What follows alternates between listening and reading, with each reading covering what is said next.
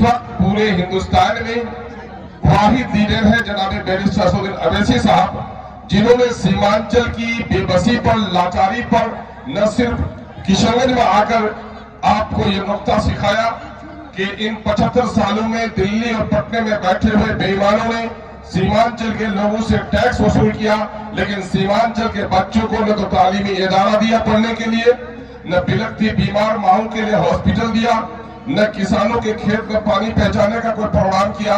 और लाचार ये इलाका है कि आज प्रदेश की जिंदगी जाने पर मजबूर है। बैरिस्टर असदुद्दीन अवैसी साहब ने कहा था कि ऐ सीमांचल के लोगों, तुम अपने जमीर में झांक कर देखो, दिल्ली और पटने में बैठे हुए बेईमानों ने तुम्हारे साथ कितना जुल्म किया है।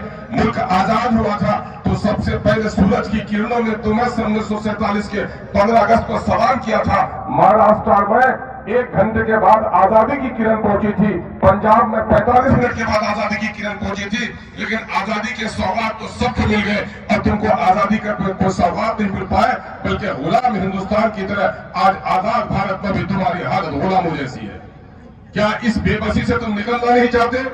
उन्होंने कहा कि दुनिया की सारी कौमों की तारीख पढ़ लो, खुदा रब्बुल आलमीन ने अपनी किताब में कह दिया है, इन्नल्लाह ला युगय्यिरु मा बिक़ौमिन हत्ता युगय्यिरु मा बिअनफुसिहिम। खुदा उस कौम की हालत नहीं बदलता जो कौम अपनी हालत को बदलने के लिए तैयार न हो।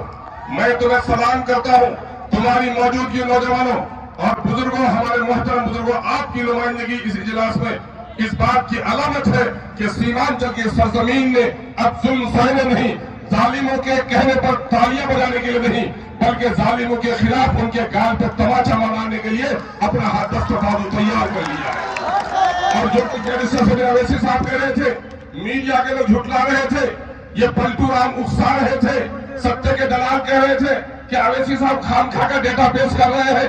कल तक जो लोग हमको बीजेपी की बी टीम कहते थे, उन बेईमानी से पूछो कि आज कहां चले गए हैं।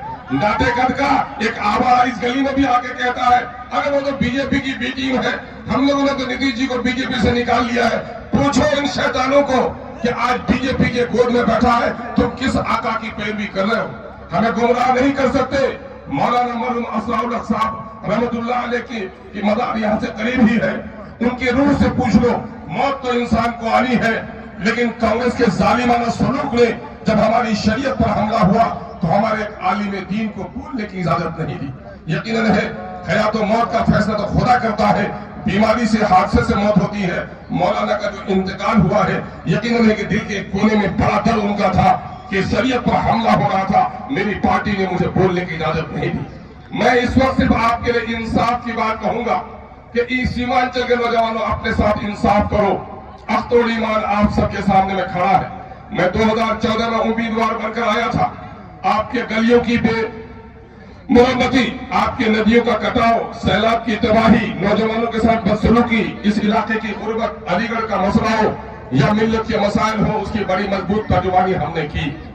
जिस वक्त मैं एमपी का इलेक्शन लड़ा और बीजेपी से नीतीश कुमार जी को मैंने अलग करवाने में बड़ा कलीदी रोल अदा किया था, जब मुझे एहसास हुआ कि हमारी लड़ाई में कहीं ऐसा न हो कि कोई फिरका परस्त ताकत यहाँ आ जाए, मैंने अपनी कुर्बानी दे दी और मौलाना मरहूम के जीत को आसान कर दिया। और देखो 19 में मेरा हक पहुंचना चाहिए था, लेकिन आप लोगों का मेरे पास अल्फाज नहीं है किस अल्फाज में शुक्रिया अदा करूं कि आप लोगों ने किशनगंज से मुझे जिता दिया। हमारे लिए अमोर वैसा की जमीन नहीं थी, उन भाइयों से मैं करीब से मिल न सका था। वो लोग ठीक से जावेद साहब को जान भी नहीं रहे थे कि सोने के चमचे को लेकर जिनकी पैदाइश हो, वो गरीबों की झोपड़ी के दर्द को नहीं जान सकता। गलत फहमी में उनको वोट दे दिया, आज पूरी कौम पछता रही है। मैंने कभी कहा है कि यकीन जानो, कबूतर के आशियाने से चील कभी जन्म नहीं ले सकता है।